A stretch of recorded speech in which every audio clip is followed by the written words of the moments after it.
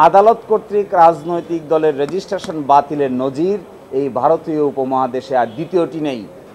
বাংলাদেশ জামায়াতে ইসলামীর রাজনৈতিক যে নিবন্ধন ছিল ইলেকশন কমিশনে, সেটি গণতান্ত্রিক উপায়ে ক্যান্সেল করা হয় নাই। তড়িঘড়ি করে ইলেকশন কমিশনের সামনে দরখাস্ত পেন্ডিং থাকা অবস্থায় আদালত মেজরিটির ভিত্তিতে এই রেজিস্ট্রেশনটাকে ক্যান্সেল করেছে।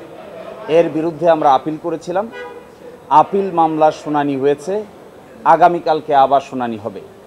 আজকে শুনানিতে মূল কথাটা যেটি এসেছে তার প্রথম ছিল যে প্রক্রিয়ায় আমাদের হাইকোর্ট বিভাগ এই নিবন্ধন ক্যান্সেল করেছে, বাতিল করেছে, এই প্রক্রিয়াটি মূলত ইলেকশন কমিশনের সামনে বিচারাধীন ছিল, বিবেচনাধীন ছিল।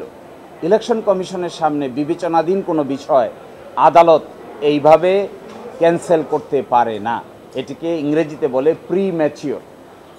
আর সেকেন্ড কথা হলো, যারাই রিট পিটিশন দায়ের করেছিলেন তাদের কোনো লোকাল স্ট্যান্ডাই নাই।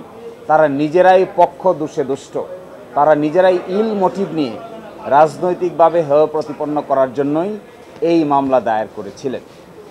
আর সর্বশেষ আমরা বলেছি যে গণতন্ত্রে এইভাবে জামায়াত ইসলামীর মতো একটি গণতান্ত্রিক রাজনৈতিক দলের নিবন্ধন বাতিল করে দিয়ে মূলত বাংলাদেশের রাজনীতিতে একটি অনিশ্চয়তা তৈরি করা হয়েছিল, যা নাকি ডেমোক্রেটিক প্রসেসকে ক্ষতিগ্রস্ত করেছে। এই আর্গুমেন্টগুলোর ভিত্তিতে আমাদের আপিল বিভাগ আপিলের বিষয়ে একটি সিদ্ধান্ত উপনীত হবেন বলে আমরা আশা করি এবং আগামীকালকে বাকি অংশ শুনানি হবে। উনি বলতে চেয়েছেন যে এটাই প্রথম কোনো ইনস্ট্যান্স কিনা, উদাহরণ কিনা, যেখানে আদালত কর্তৃক রাজনৈতিক দলের রেজিস্ট্রেশন বাতিল করা হয়।